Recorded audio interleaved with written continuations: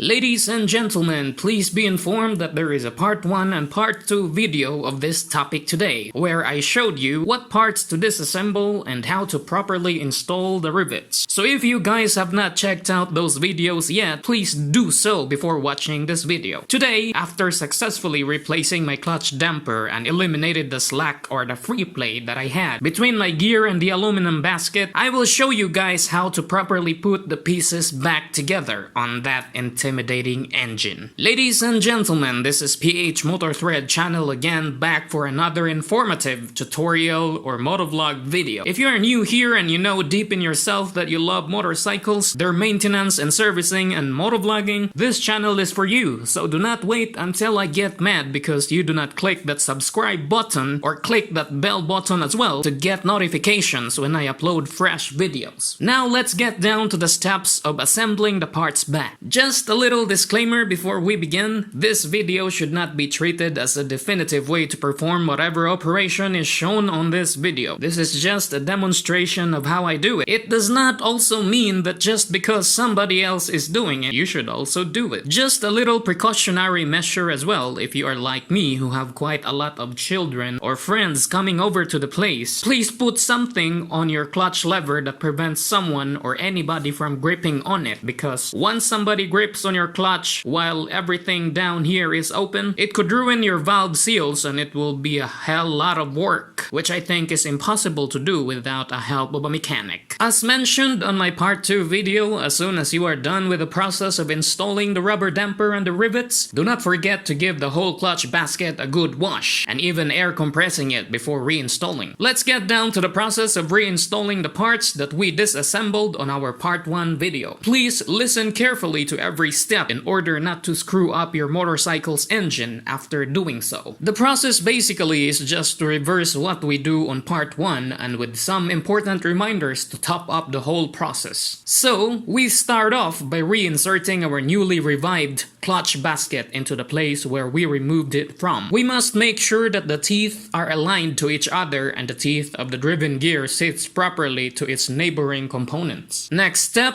is to put this washer back on. After we insert the washer, we then insert the inner hub. Like the clutch basket, we need to make sure that these guys are properly inserted by making sure that their teeth are sitting properly to the rod. Kind of like solving a puzzle. If it doesn't fit good, that means there must be something wrong with how you position them. Next step is to put this sort of iron clip to the center of the inner hub. We then go ahead and install the lug nut using an impact wrench. Again, if you do not have this tool in hand, do not ever attempt to touch this part of your motorcycle. Once the whole set of the clutch basket and the inner hub is in place, we are now ready to install our fiber plates and friction plates back. Our Sniper 150 clutch is consisting of 4 pairs of fiber and friction plates. Now, listen carefully as to the order of putting them back on. Let me reiterate what I said on the part 1 video. These fiber plates can be interchanged when putting them back on, which means you can put them on at whichever direction and order. So, we put the first fiber plate followed by a friction plate. Now, the friction plate has 2 sides or faces. It has the rounded or smooth side and the rough or sharp side. The rounded or smooth side should face the engine or the motorcycle when putting them back on. Repeat the same order or procedure to the rest of the plates. After installing all the plates back, put the clutch cover back on. Install the 4 pressure springs and 10mm screws. Let me just remind you again that just like what we did when we loosened them, tightening them should also be gradual. So we start with the first screw, tightening it at a certain torque. Do the same on the opposing screw and repeat the process until the desired torque is reached. After doing so, please do not forget, let me put an emphasis to this, do not forget to tighten this rod by turning it clockwise until you feel the tension or tightness. If you happen to forget this part, it will be a hell lot of work again, as you need to drain your new oil just to get back to this part again. Once done, we put the small washer at the center of the clutch as well as the 10mm bolt or nut. Once done, the thing to check as well is to make sure that the tip of the spring of our kickstarter lever is inserted back to the hole where it should sit, as it is unavoidable that the the spring would slip when we remove the motorcycle's crankcase cover. The next step now is to put the crankcase cover as well as its 8mm bolts surrounding it. We then go ahead and install our oil filter as well as the 3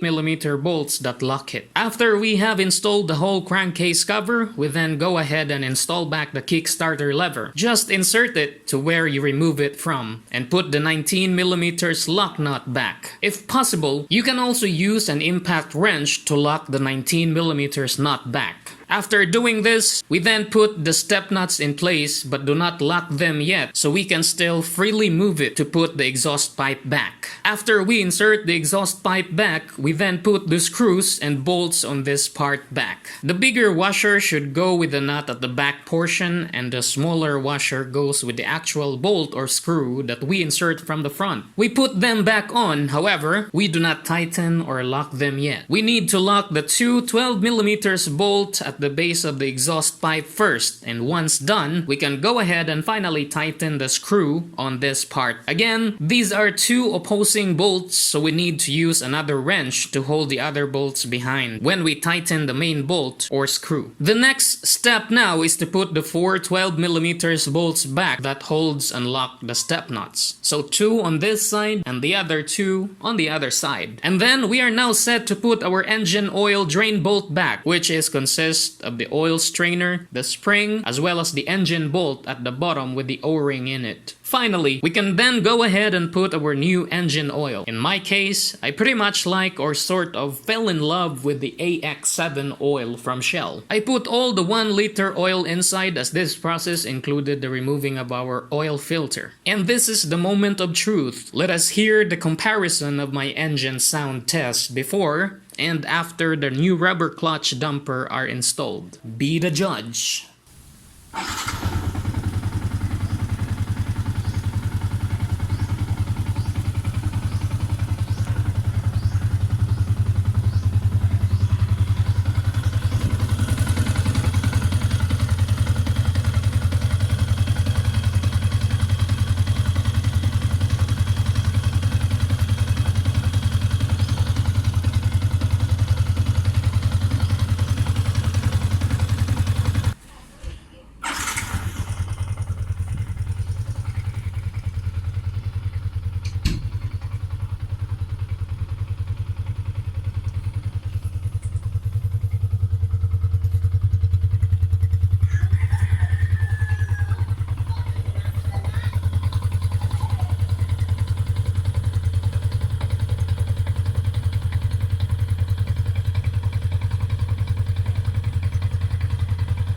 As a final say, I don't think the video comparison has really captured the differences, but let me tell you that if you listen to the motorcycle personally after a clutch damper replacement, you can really tell the difference. The engine sound was restored to when it was new or newly released from the dealer, and the exhaust pipe sound is now clearer and crisp. Also, some things that I observed that's not captured on the video are the improvement on your motorcycle's performance and torque, and the vibrations were also eliminated. Like I keep on saying on my videos, ladies and gentlemen, do this process or let your mechanic do this process for you at your own risk. Let me repeat, at your own risk. This video is not definitive, but thank you for watching and I hope you learned something today. Ride safe mga pops and mga mamshies, and peace!